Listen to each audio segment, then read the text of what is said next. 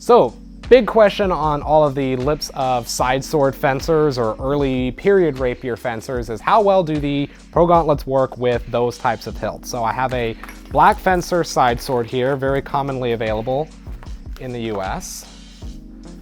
So I'm able to get my hand in there just fine. I had to find a good place for me to cradle the Progauntlet with the sword. When I put it on, I held it like this with my finger well over. Had to sort of find that sweet spot where it feels comfortable to hold it with the Progauntlet. So I will say that about it. I had to sort of, that didn't feel right there, and then I found the spot. So with the side sword though, there's still plenty of room for the glove itself, plenty of room to fit the finger over the ring. So with the black fencer side sword, I'm able to do all of the maneuvers with the molinet that I would want to do. I can thrust, I can transition in between all of those guards just fine with the Progauntlet. So I'd say with the black fencer side sword, they work just fine.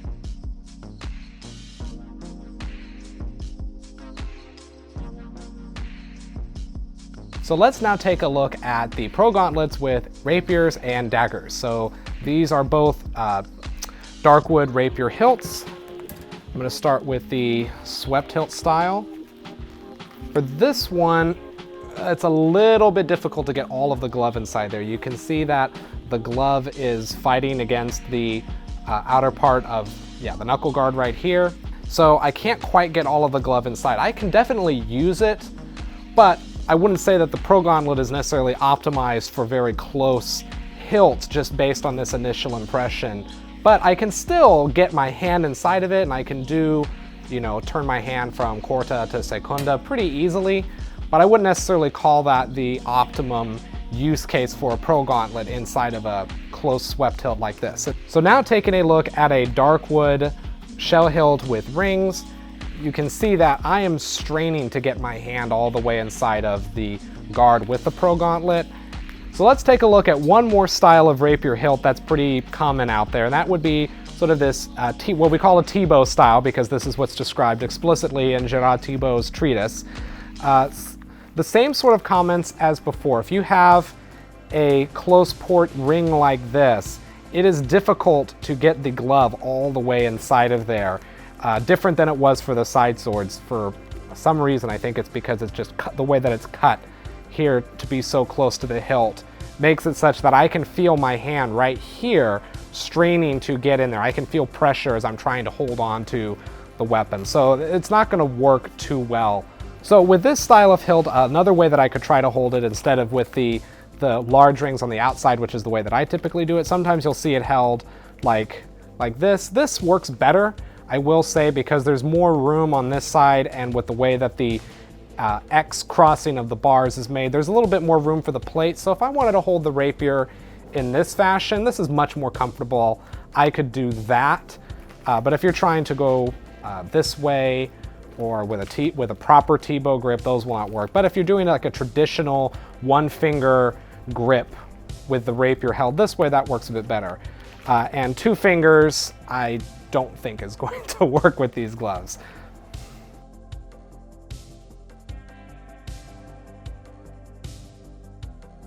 Now, one extra thing I will say about the advantage of having Progauntlets or other type of glove on your offhand with a parrying dagger is certainly if you fail your parry and somebody is cutting out you with a rapier and you hold your parrying dagger up in front of your head instead of blocking it properly with your sword or with your dagger, you can risk a broken finger or an injured hand. So if the choice you're facing then is, are you going to fence and risk an injury, or are you just going to fence with a little bit more discomfort and in your offhand than you would otherwise if you use, let's say, a leather glove, as most people traditionally do, then definitely the Progauntlet is going to serve you better in terms of raw protection than a leather glove will.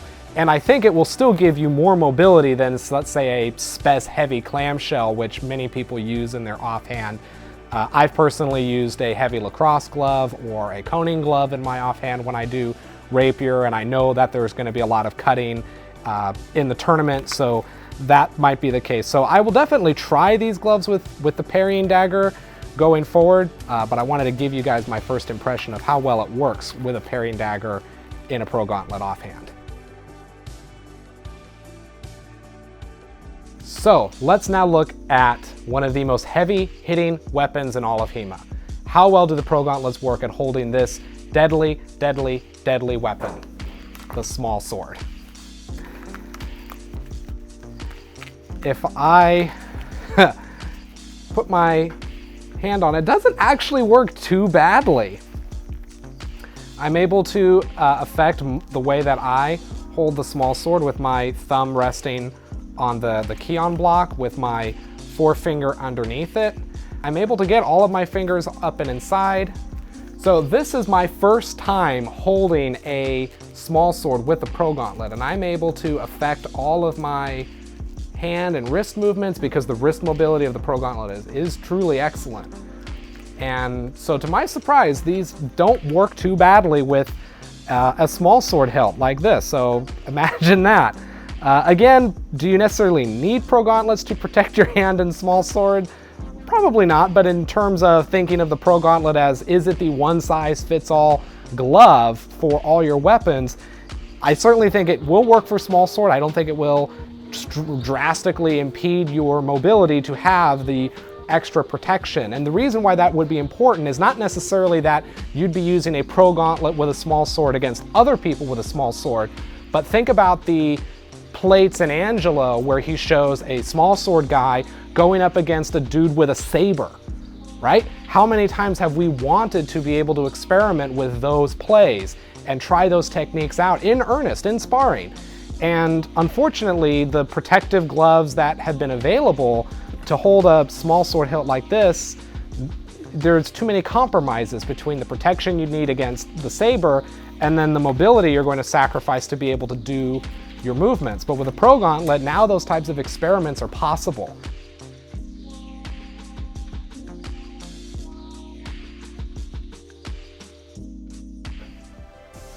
If you like this video, please comment, and if you'd like to see more content like this, check out our previous videos, or even better, subscribe for future content. A side sword. Damn it.